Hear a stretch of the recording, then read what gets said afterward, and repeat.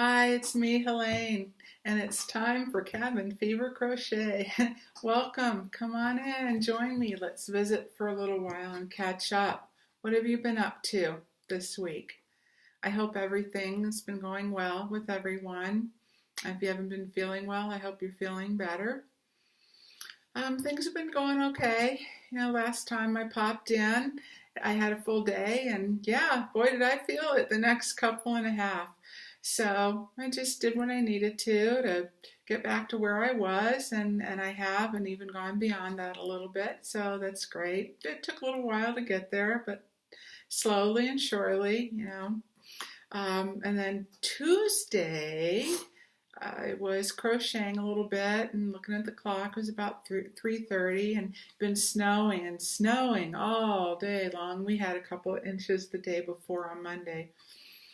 And I thought, yeah, those trees, they are so heavily laden, and they were just drooping. And I thought, boy, that doesn't look really good. And then I'm looking at the power lines.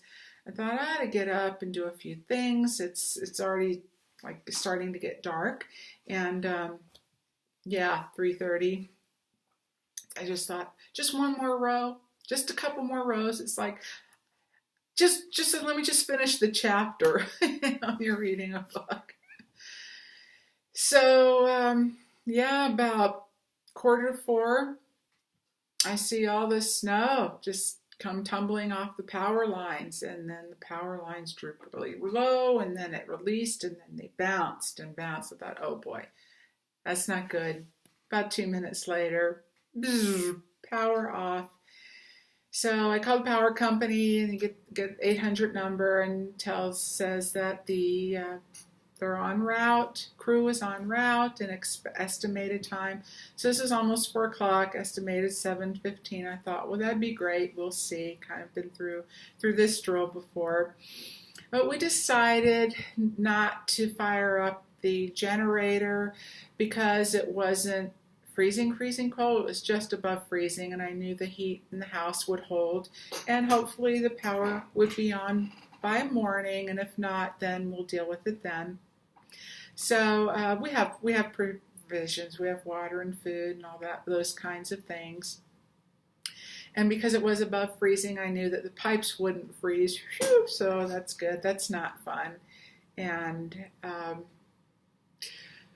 so I crocheted. It was early. We did everything I have some battery operated candles, and when evening came, I'm like, 7 o'clock. I'm not really tired, so I set myself up, cover the dogs in their beds and their blankets, and got set up all cozy in mine, and it was either read or crochet. So I crocheted by candlelight, and I wanted to show you what I made. And then over the weekend, while I was just kind of taking it easy and laying low, Tuesday I was feeling better, and was doing laps inside the house, really getting a little cabin fever. On today, my husband and we went into town, got a few groceries, and I did my laps in up and down the grocery aisles, but that just felt good to get out a little bit and go for a drive, and the roads were fine by that time and everything. Okay, so, first I would like to show you what I have on. This is a knit crate pattern, and I used July's Knit Crate yarn, and this was in Knitology's Bouncy in the colorway Dashboard. I really like this a lot. It is showing up more of a blue, aqua, or turquoise on camera, but in real life it's more on the greener side, more towards a jade color. But it's really pretty, and it's different what I'd normally pick. But I decided, since this is 100% merino, what's the jury on that? Is it merino or merino? I decided it's worsted weight. I thought it would be great in this, and because I'm still airing out the yarn I got in December's Knit Crate, and I mentioned that I am sensitive to smells, and mine had an extreme. I'm going to fold back the pattern because that is a paid-for pattern. I am sensitive to smells. I don't know I mean, the booklets to me are very strong. So I don't know if it picked up the ink and the printing from this, or if it was just its own dye. It kind of smells more like it was its own, a fresh batch or something. But I could tell that this gal is very petite and small bone, and that if I want it to accommodate my shoulders and have the drape that I like around my neck, so it's not so tight, and to have the warmth and the width, that I was going to have to use more yarn. And the knitology is not as much as the one that came with that pattern, so it may not be an issue. But I hoped, and I had hoped that I would have enough yarn to finish it. But I ran out just a little bit. I even shortened the fringe to accommodate that. But I did have to add some rows. But I love it. It's comfortable. I can wear it a couple of different ways. I think there's plenty enough fringe on there. At least for me there is. But look at that. 1, 2, 3, 4, 5, 6, 7, 8. 8 sections of fringe. And that is it. Can you believe it? Yeah, well, I sure wish I'd ordered a few weeks ago when they had their Black Friday double down. It was such a great deal, and I really wanted it, and I wanted to make a hat to go with. And not all my stuff has to be matchy-matchy. A plain hat would be fine, but this is just such nice yarn. I don't have really anything like it. I don't think that that's going to work. Possibly, but not for the fringe. So I'm hoping that they'll have a special this month and I can get the one that I need. I did go on to DStashino though. I don't know if you've tried that through Knit Crate, where you can buy, sell, or trade. And there are a couple of hanks of this, and I have a couple that I'm hoping the gal will want to trade for. I emailed her yesterday and haven't heard back, so I'm hoping I will. And if not, I hope that Knit Crate will still have this, because I think it looks a little funny without it. Kind of camouflages a little bit, but not completely. So I have to show you something, okay? Tell me, did you notice this with your Knit Crate for December? Okay. Did you look at the pattern and decide if you wanted to work it up or not? Did you work it up? Or did you go? I know that one person, is that Joe? Is that who told me? Is going to use Hannah from Cozy Cottage, her sweet little scarf with the pine trees on it. Yeah, and Debbie, Canadian Crocheter, I watched your video tonight, and great idea. I think a blanket will be just fabulous in that. And it seems very versatile, too, that pattern, as far as what you can do with it.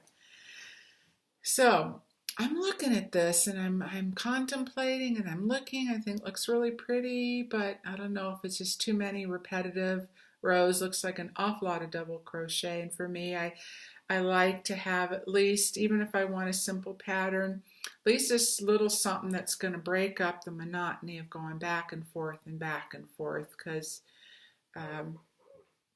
yeah, that's what I like. So I'm looking at that thinking, what's wrong with the picture? Okay, then first I noticed that the knots of the fringe, usually the knots are facing forward. And then I didn't notice because I hadn't worked it up yet, but when I got to the third row in, they photographed her wearing it inside out. You cannot see the baubles around the end of the trim. And that's what makes it interesting. And it adds so much wonderful texture. Can you see that? I mean, it's such a simple thing, but adds just enough interest and enough texture. And it's a 2-row repeat. So you're not doing the exact same thing. There is some repetition, but it has to keep your mind engaged enough because it does change a little bit. I really enjoyed working it up. Didn't take me very long at all, over an evening, and then I finished the fringe the next day. And I would like to make this again and try a couple of other things. I'll probably, the yarn that came with it, once it finishes airing out, I will make it up in this as well. I could see that being one of my go-to patterns. I really enjoyed it a lot. So that's that. And then the night of the power outage, I finished this scarf, and this is when I first saw on Canadian Crocheter's channel. And this is an Ocean Wave scarf by Crochet Dreamz, Dreamz, and it is a free pattern.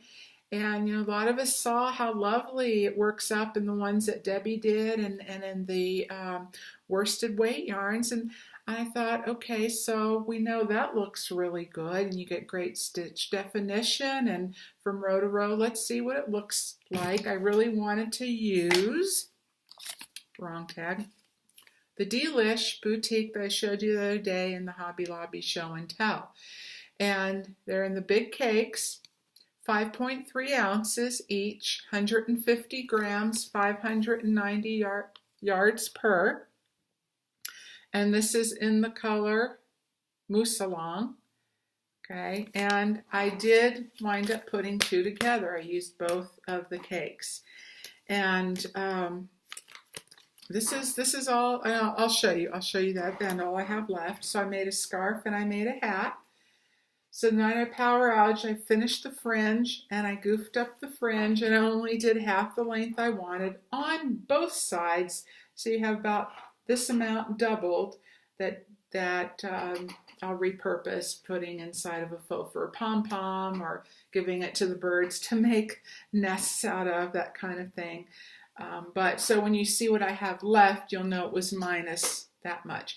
But I think, putting the two strands together, to me, felt like a chunky weight yarn. It's not real bulky, but I used a J hook because I still wanted the drape, but I didn't want the holes so big. So you can still see the stitches, but with the fuzziness of the yarn, it really gives nice loft and squish and bounce. And this measured about 70 inches. And the fringe, I think I did 10-inch fringe on that. Theirs called for 8, and I went a little bit longer. And it's a little over 7 inches wide, and it squishes down with this nicely. So if you go and store and you get hot, you can still leave it on without being overly warm, but yet it has enough to it. It really keeps me warm, and then goes way high up on the neck. And then if I put one side higher than the other, so I can wrap it around, well, you get the idea, and cover my face like a muffler, like a gaiter. I really like it. I want to make another one. I want to do it in the worsted. That's going to do a number. Fuzz in my hair. It does seem to shed a little bit. I don't know if the more I wear it, the less it'll shed, if that'll stop. There we go.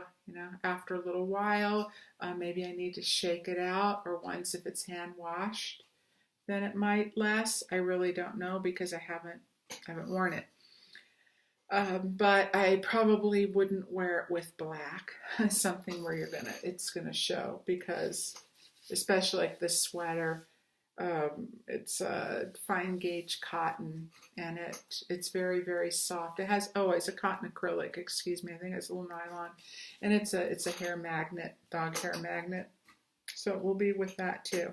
So with the rest of the yarn, almost the rest, I wanted a little hat to go with it, and I thought the Divine or Swirled Shells hat. Oh yes, and it does. It looks great, I think, on both sides equally as well. So yeah, you're right about that. It's a nice pattern, and it worked up quickly. I thought this works with it. It's two different textures, but I thought it's fine. And I want a hat, and I didn't want to have to think that hard and go look up another one. And I already kind of had this in mind and knew what I would need to do, because the gauge is different than what the pattern calls for. So what I did was, how you increase from 1, 2, 3, and then your final increases are 4 double crochets in between each of the posts. So I stopped at 3. I did not increase to the 4, and then I just carried on and continued with the 3 double crochets all the way down till I wanted to do the brim. And my husband and I were looking at it. I was thinking of putting a pom-pom because I do have enough yarn left, and I also have some faux fur that I wanted to play around with. I haven't yet to make my own pom-poms with that, just a little something different. I know that's been all the rage, the craze lately, and I like the look, and I don't have anything like that. But we both liked it. He thought I should just leave it the way it is, and visually, him looking at it. I like getting another perspective, and he has a good eye for things. And so he liked the way that you could see the texture and the swirls and the entire pattern. And I just love this little burst in the center. That just makes me happy. Happy for some reason.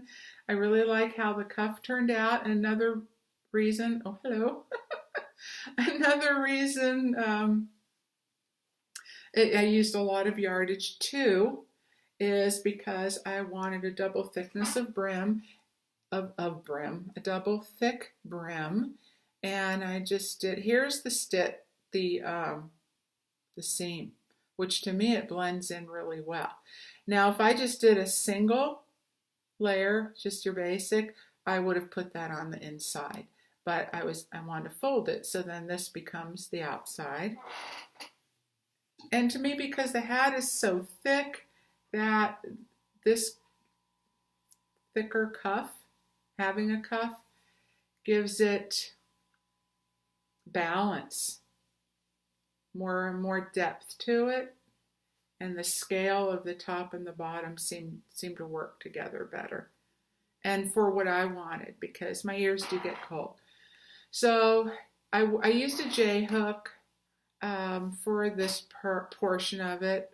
Oh no, excuse me. Erase.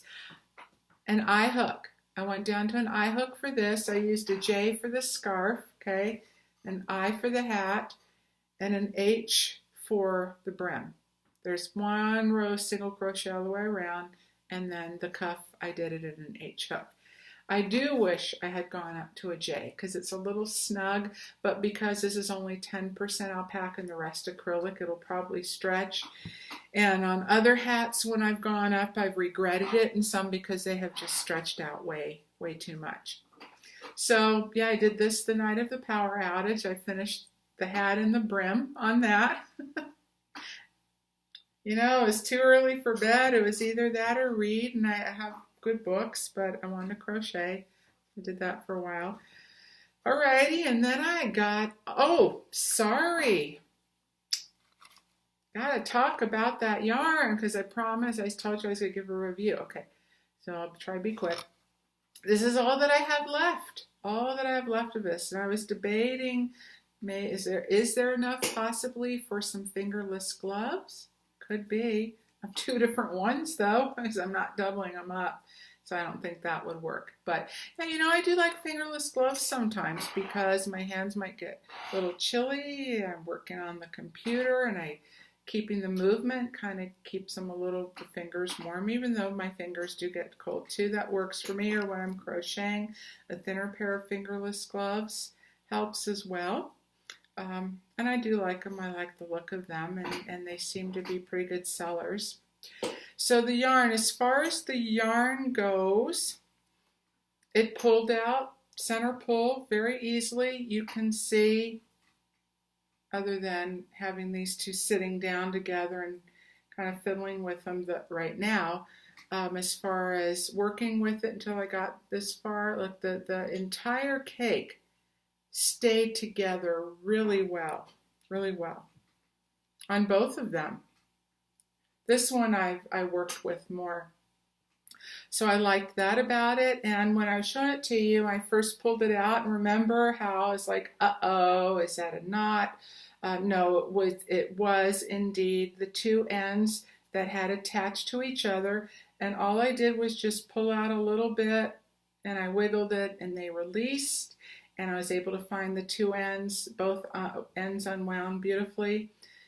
This one tangled together a little bit more towards the end. I had a big blob of it, but it did pull apart pretty easily. It does catch on itself, and when you frog it, same kind of thing. You do have to be careful. You just can't go like you can and just pull out a whole entire section. Go a little at a time. It catches, but then I just pulled a little here, a little there, very gently. It came apart. I didn't have to cut it one time. Between the two cakes, which they are 5.3 ounces each, so it's a lot of yardage in number 3. I had one small knot, and it was in this one, and this one had more tangles as well. I had one small knot, and it was tied together well, and the ends were short, and they were pretty fuzzy, and how I was crocheting, it just went right into one of the stitches, which was great. I didn't have to mess with it at all. So that was wonderful. And as far, it glided on my hook really nicely. It felt good in the hands. The only thing, when you're working with 2 individual strands, you have to really be sure you're catching that hook good on every single stitch, because it's very, very easy to miss one. Then you wind up having a loop somewhere in there, and hopefully you don't have a bunch where it's going to just affect the whole integrity of your piece. You might as well just take it apart and start all over. And I did have a couple that I had to pull back. Fortunately, it wasn't very far in either one of the pieces, but at the very end, after I sewed in all my ends, and I certainly wasn't about to do this hat all over, not for one loop, but I found one loop. I keep thinking this is one down in here, but it's not. I found one loop in here that was sticking up. So what I just did was take a piece of yarn, cut it, yarn needle, and went up from the inside and came and looped it around and hooked it in such a way so it blended in with the rest of the loops, and I tied it off really well on the inside and wove in my ends this way and that to make sure they're nice and secure. It's not going to come apart. You can't see it, can't feel it, so it's perfectly fine. But if you don't mind a yarn that just takes a little more patience and a little more paying attention and a little more work to it, it worked up really quickly, both pieces. It feels nice. I haven't worn this one, and I do feel a little bit of the alpaca prickles, but with just the 10%, so I just did that and I felt it again. But when I had it wrapped around my neck just now, it really didn't bother me. I think it's lovely yarn, and I personally would buy it again. I enjoyed working with it, and I enjoy how it feels. So that's that one. And then the next things, and I guess the last things are, I got on the craze of the Zeens and Roger Chevron Granny Cowl that Debbie showed in one of her recent videos. And I also have some of the Madrid yarn that I got from Michael's. It was last year. I think they're clearancing. They have clearanced it out. And 7 ounces. It's a number 5 bulky. To me, it's more of a chunky weight. It's not bulky, super bulky. It recommends a 6.5 millimeter size K hook. I used a J hook because that is what the pattern called for. Yes, I actually did one with what the pattern called for. And this yarn has some bounce to it, nice squish factor, but against the skin it is not the softest. It has a little prickle to it, being 100% acrylic, but it's not a deal breaker. It's not really rough or irritating. And once it's on the skin, it feels pretty cushy, and it's warm, and I like that about it. And their colors are just absolutely beautiful. And I did the 47 chains and the 6 clusters, and then the 2 in the center, which is the point, and gives you that chevron effect, and then 6 on the other side.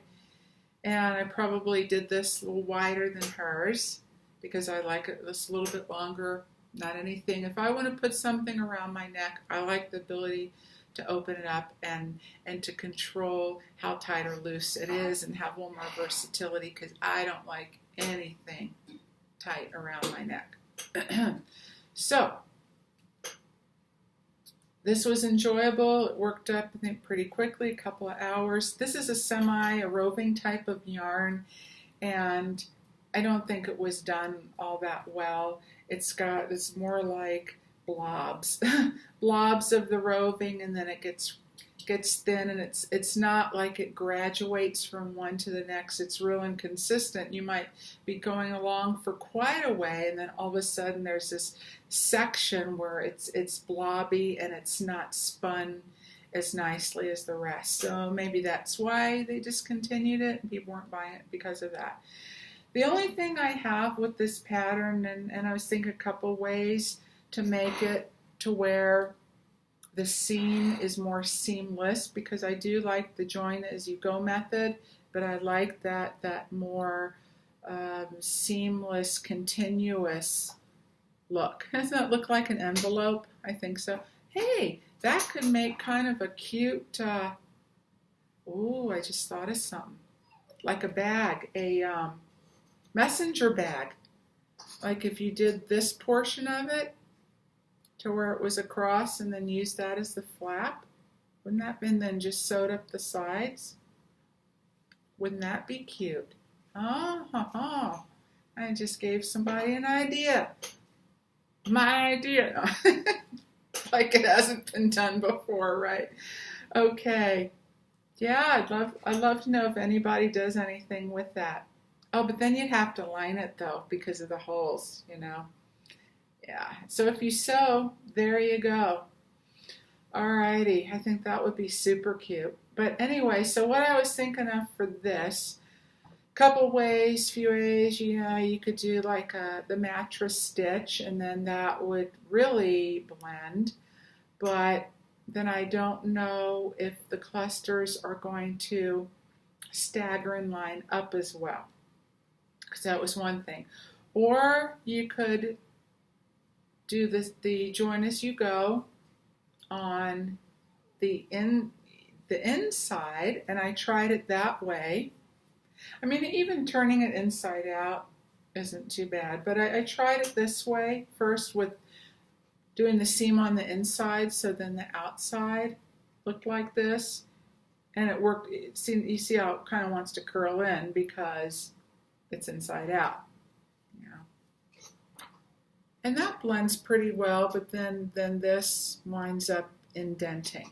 So the other thing I was thinking of is the pattern, you know, she goes from one color and ends to a different color. So in order to make this blend more and be a little more seamless and use the join as you go method, however many rows that you do, these came out worked up. It's a variegated yarn, so they just came out how they came out, which was an average of 3. Some were 4 rows per section. So I thought, okay, where I began, I might do 1 or 2, and then I'll probably have to cut it, unless, you know, the crochet miracle happens, and then I end with the same color in this case, but it's not that big a deal. So I just start with 1 or 2 and end with 1 or 2, and so then when you join, it's going to be the same color, and then it will be less visible. So I want to make this again, maybe in another Madrid or maybe in a worsted, I don't know, but I really did enjoy it, and I'm going to try that and see how it works out. So this was a 7-ounce skein, and I used 4.55 ounces for the size that I did, and with what I had left, I just learned a new crochet term, playing chicken with your yarn. Yeah, well, I did that. Do I have enough? Let's just hope. Let's just hope and see. I don't know if you can hear my dog whining. Yeah, she has to go out. Okay.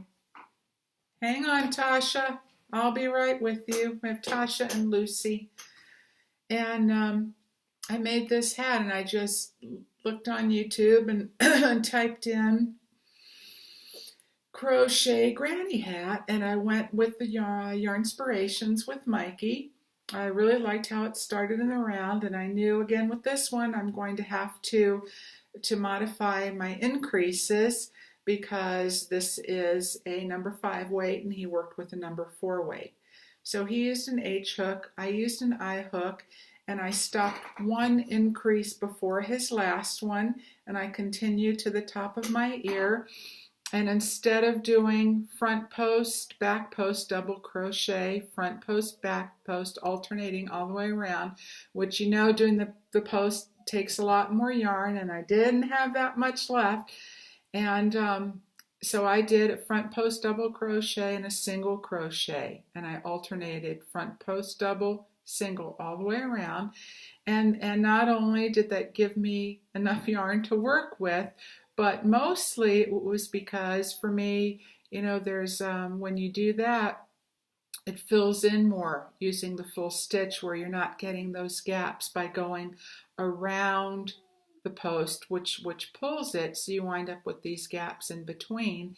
And then also all the textures on the outside, and then against the ear, the inside stays smooth, and it's also a lot more warmth and density there. So yeah, that's what I did. I'm very pleased and happy with how it turned out in between the two. This is how much yarn I have left. Yeah. So I'm very happy with how that worked out.